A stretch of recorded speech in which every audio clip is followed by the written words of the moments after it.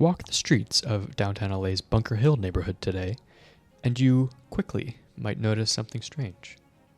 The sidewalks are often empty, bordered by blank walls. But if you look up, wide concrete bridges hang silently overhead. This elevated network is the Pedway system. It promised a vibrant, modern city. But today, it mostly serves to confuse tourists and Angelenos. Who were these bridges actually built for? To understand the Pedways, we must go back to what LA destroyed to build them. In 1958, Bunker Hill was a dense, historic neighborhood filled with large homes of Queen Anne and Eastlake Victorian architectural styles. But city officials and planners labeled it blighted after the wealthy residents moved to the newer suburbs of Pasadena and Beverly Hills. They launched one of the most dramatic urban renewal projects in American history. The cost was immense. 9,000 residents, mostly low income and working class, were displaced. What replaced that mixed community was a blank canvas. The 1958 plan didn't prioritize people. It rigorously segregated land into large corporate office parcels and massive parking structures. This wholesale clearance created the functionalist environment that demanded a totally new type of separated movement. The Pedways emerged from a 1960s planning movement obsessed with the city functional efficiency. Planners saw downtown not as a place for neighborhoods, but as a giant congested machine that needed constant upgrades. They dreamed of total separation. We see this ambition in the proposals of the era.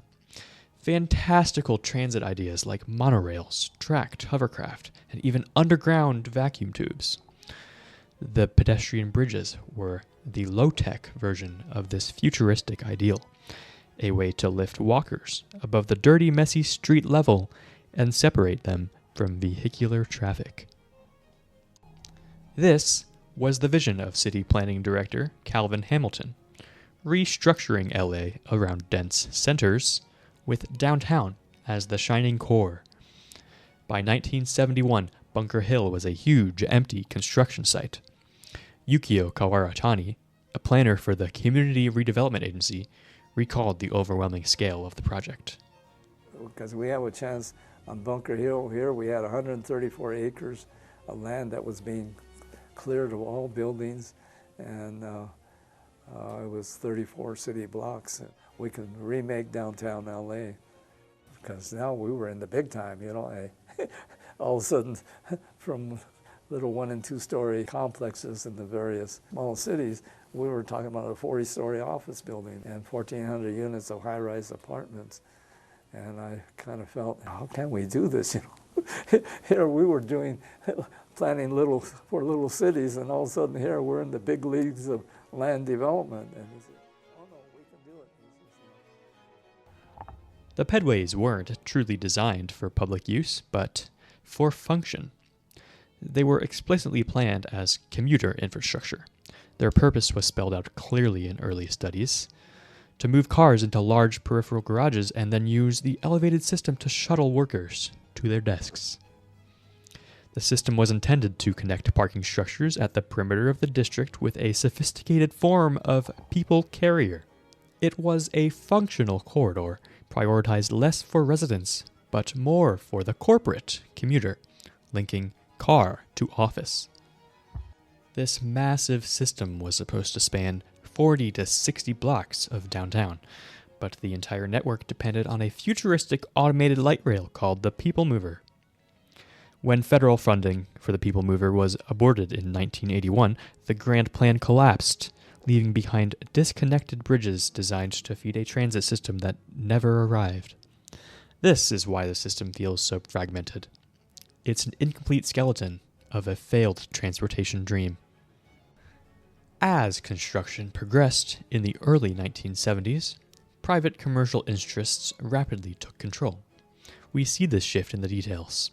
Original plans for a shopping mall in the World Trade Center were scrapped, replaced by more office space and parking.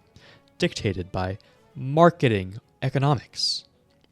In these corporate plazas, public goals often clashed with developer control. The Pedways, connecting Bonaventure Hotel to Arco Plaza, created quasi-public spaces controlled by private security.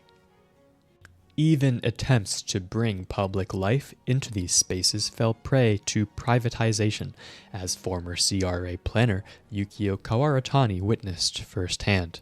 While the CRA wanted public art to improve the urban fabric, the developers more often chose the art themselves. Resistance began not with city officials, but with residents. As early as 1977, neighborhood groups started fighting back against the intrusion of these elevated paths. Homeowner leaders successfully fought city planning director Calvin Hamilton to eliminate new pedestrian bridges in nearby Century City. They raised crucial resident voices, arguing the Pedways harmed community life and created concerns over privacy and security. By the 1980s, the system's failure was undeniable.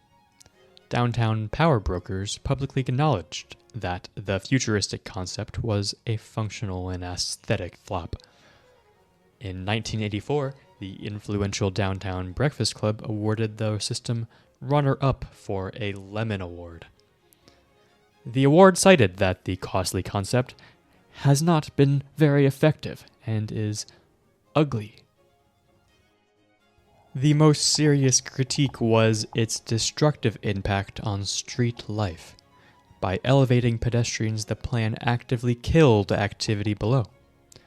Critics argued the existing pedways had a disastrous effect on Flower Street, where it produced an intimidating streetscape of blank walls. This outcome was captured sharply by architect Rex Lottery, who argued that the unfinished downtown pedway system sucked life from the streets below. The separation, intended for functional efficiency, created social and economic isolation. The final institutional victory against the pedway concept came in 1985 during the debate over Library Square. City planner Hamilton was the leading advocate of the bridges, but for the first time, major power players, including the CRA and the project developer, actively opposed him.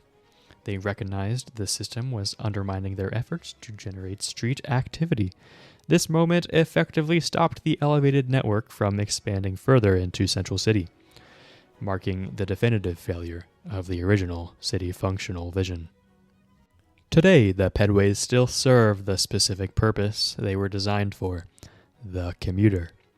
Users praise the existing system for being convenient, safe, and fast.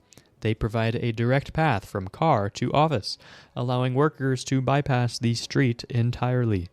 For these users, the system is a functional success. But for the community, the overall social failure of the segregated design persists.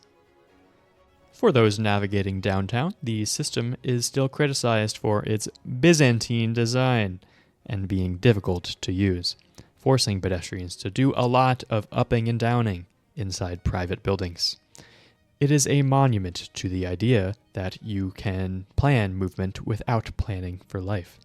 The pedways remain isolated, guarded by private security, and unconnected to the street life LA now strives to cultivate. The legacy of this 1960s functionalism continues to challenge us. Decades after their construction, the city is still struggling to maintain and integrate them.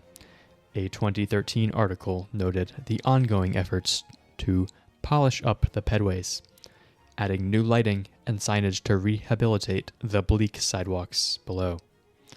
This shows that the cost of top-down planning decisions continues to be paid today.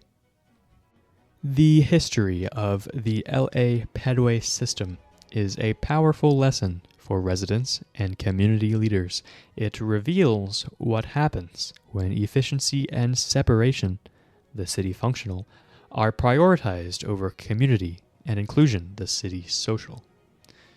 By understanding how these bridges were planned to serve cars and corporate commuters, we can recognize why they remain isolated today.